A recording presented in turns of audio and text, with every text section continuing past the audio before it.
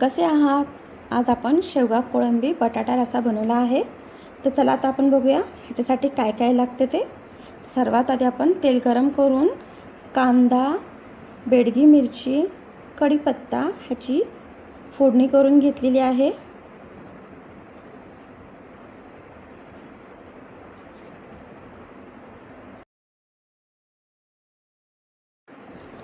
चवीनुसार मीठ टाकून घेऊया आणि व्यवस्थित परतून घेऊया.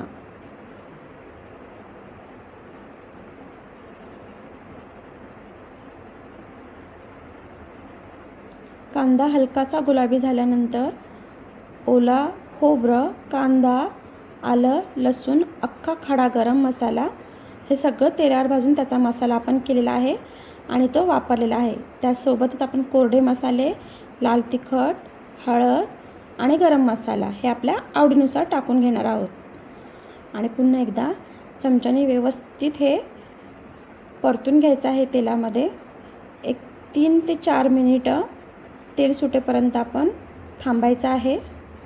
तेल सुटल्यानंतर आता आपण ह्यामध्ये शेवगा आणि बटाटा टाकून घेणार आहोत. त्यासोबतच आपण कोळंबी स्वच्छ ताजी धुतलेली हळद, मीठ आणि लिंबू रस लावून 10 ते 15 मिनिटं मॅरिनेट केली होती. आता ती कोळंबी आता आपण टाकून घेऊया आणि पुन्हा चमच्याने व्यवस्थित परतून घेऊया.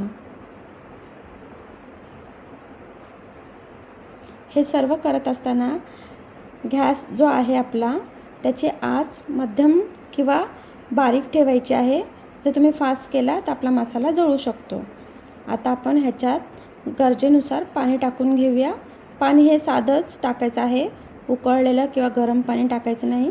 जे साधं पाणी आहे तेच टाकून घेतलेलं आहे. आता त्यासोबतच आपण 3 ते 4 कोकमचे तुकडे टाकणार आहोत. पाणी हे गरजेनुसार आपल्याला वापरायचं आहे.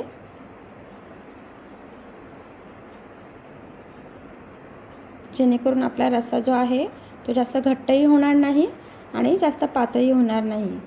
3 ते 4 कोकमचे तुकडे टाकून घेतलेले आहेत. उकळी आल्यावर आपण ह्यावरती ताट ठेवायचं आहे.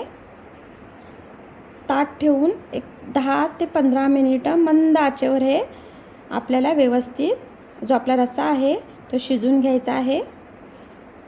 छान उकळी फुटलेली आहे ह्याला आणि आपला शेवगा, बटाटा आणि कोळंबीही शिजलेली आहे. तुम्ही बघू शकता. गरम गरम चपाती भाकरीसोबत खायला आपला शेवगा कोळंबी बटाटा रस्सा तयार आहे. माझी रेसिपी आवडली असेल तर लाईक आणि सबस्क्राईब करायला विसरू नका. धन्यवाद.